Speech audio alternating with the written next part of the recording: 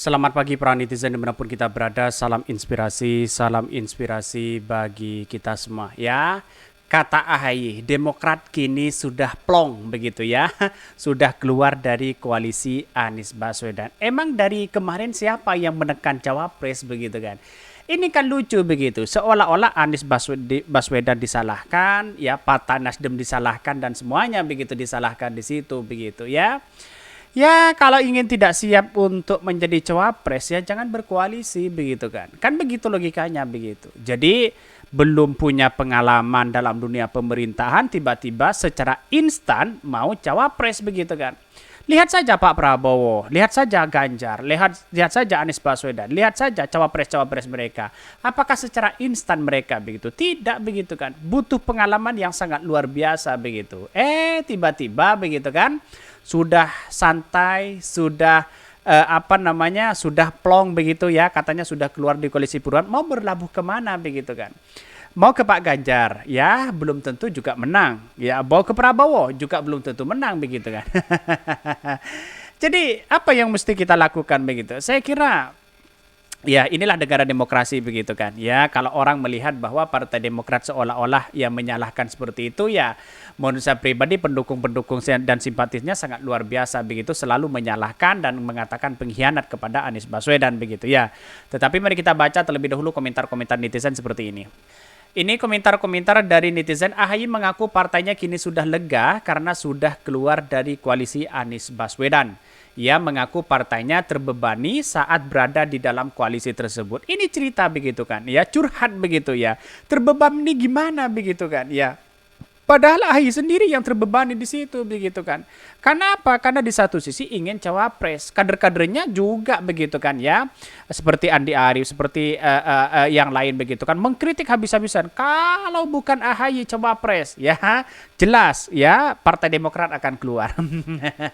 Kok ngancam-ngancam seperti itu begitu kan? Tujuan kita adalah membangun rakyat di situ, bagaimana dipercaya oleh rakyat, bukan ambisi menjadi cawapres begitu kan ya. Jadi hak rakyat itu menjadi prioritas utama di situ begitu. Sayang seribu sayang begitu hal-hal itu terjadi ya.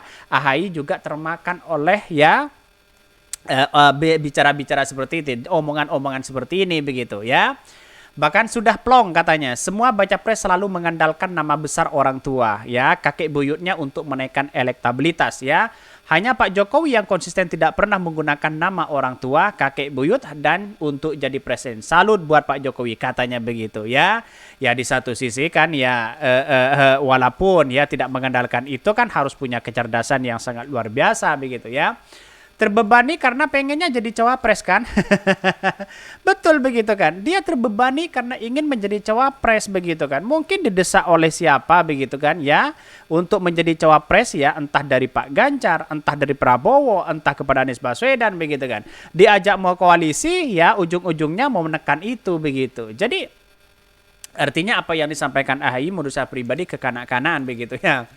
Sekarang pun terlihat lebih terbebani karena nggak jelas mau mencolok ya atau di sana atau di sini. Pun dengan daya tawar yang semakin rendah karena koalisi lain juga nggak perlu-perlu amat ya kehadiran Demokrat ini. Betul begitu. Dengan kehadiran Demokrat apa yang mau dilakukan begitu kan ya? Juga tidak butuh begitu kan. Di satu sisi kalau Partai Demokrat ingin gabung pastinya nanti kalau menurut saya pribadi begitu kan hanya sekedar gabung saja begitu kan. Takut disanksi pada pemilu ini begitu kan. Ya pasti nanti fokus kepada ya calegnya yang dibawa begitu. Yang sedangkan yang dibawa di masyarakat tidak begitu percaya lagi terhadap Partai Demokrat.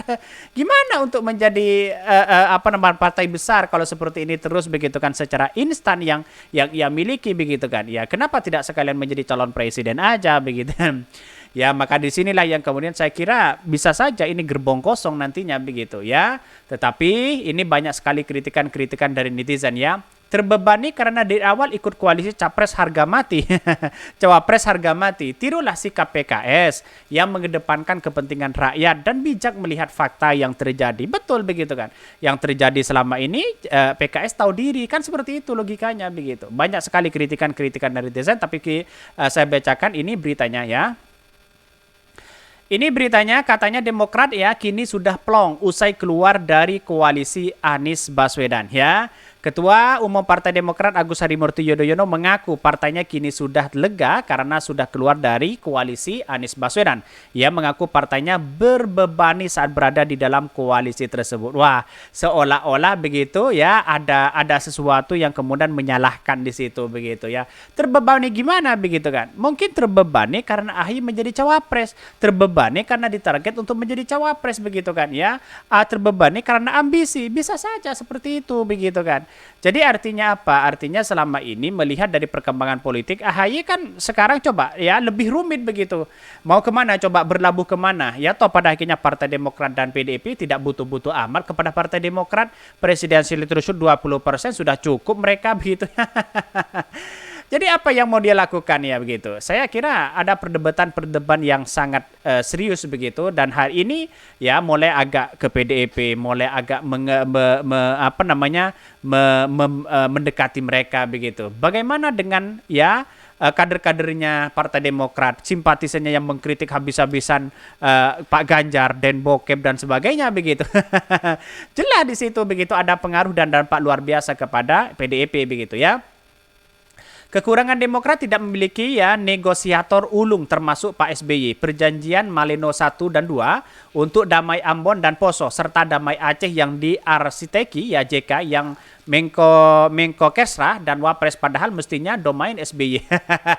Diungkit lagi nih begitu kan. Ya aja biar curhatnya dan bapernya kelamaan, enggak kelamaan katanya begitu ya. Ini lagi curhat begitu ya, SBY lagi curhat, ya bapernya luar biasa begitu ya. Orang akan semakin tidak simpati begitu kan. Di negara demokrasi hari ini kalau hal-hal seperti itu merasa terzalimi, merasa dihianati, merasa diculik partainya, ya orang mana simpati begitu sekarang ini begitu. Negara demokrasi hari ini. Jadi artinya masyarakat sudah paham seperti apa yang dilakukan oleh Partai Demokrat begitu. Lihat saja Pak SBY, musang berbulu domba. Jadi intinya adalah bahwa proses dalam demokrasi itu ya tidak serba instan begitu ya. Ada pengalaman yang harus kita miliki oleh AHY begitu. Jadi artinya selama ini kalau AHY ingin menjadi cawapres tidak instan seperti itu. Ya kita harus punya pengalaman berdarah-darah di situ begitu. Bagaimana lihat koalisi, bagaimana lihat oposisi dan sebagainya begitu. Tidak instan seperti itu begitu. Ya wajar begitu kan? Karena Partai Demokrat itu lahir langsung tiba-tiba ya masuk parlemen begitu. Karena pada waktu itu 2 periode Pak SBY ya. Dan itu ya tidak merasakan apa yang dirasakan oleh partai lain ya, sedangkan partai lain wah berdarah-darah begitu. Lihat saja ya Pak Airlangga berapa tahun dia menjabat sebagai ketua umum, yang lain berapa tahun begitu kan, dia puluhan tahun begitu untuk menjadi ketua umum saja di situ begitu, pengalamannya yang sangat luar biasa di situ. Ada anak begitu kan tiba-tiba ingin menjadi ketua umum, ingin menjadi cawapres begitu ya. Ya bisa saja Partai Demokrat ada partai keluarga kan begitu logikanya begitu. Jelas di situ begitu ya. Bahkan ini jadi ingat cerita serigala dan anggur. Sudah lompat berkali-kali tapi tidak berhasil menggapainya. Langsung keliling hutan buat pengumuman. Anggur asam, anggur pahit, anggur sepet ya. Dan diketawain aja. Ayo siapa yang ketawain ya? Saya lihat bahwa Partai Demokrat sekarang mau loncat sana, mau loncat sini karena memang tuntutan mereka begitu. Terjebak mereka. Ya ujung-ujungnya pada hakikatnya ya nanti ya seperti itu aja begitu. Itulah gagasan yang kemudian diambil oleh AHY, kecerdasan emosional itu masih kurang di situ. Kenapa?